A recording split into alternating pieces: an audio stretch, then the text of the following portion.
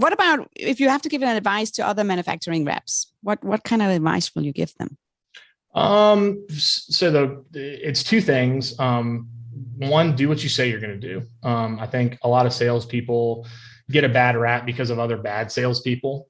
So our business philosophy is just do what you say you're going to do. And part of that, and Mark says this all the time, but bad news is better than no news. So if something comes up or, don't be afraid to tell your customer, just be honest with them, be straightforward, step up and say, hey, this is the problem, and let them know, and do what you say you're going to do, and really be an advocate for the customer. Yeah. Manufacturers will come and go, but customers are going to be there forever.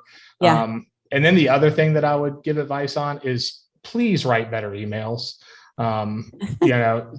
Seriously. I think that's one thing that, salespeople in general, and I'm a work in progress on this. I don't have all the answers, but really make it a point to write better emails, be concise, communicate what you're trying to accomplish, communicate the goal that you're trying to help them achieve. The whole, hey, my name is Rob Brunson. I work for Wallace Electronic Sales. I hope you're doing well today. Look, if I could just get 20 minutes of your time to meet on, it's like, please stop. Oh my God. It makes us look so bad. Please stop. Just say, hey, notice you were doing this.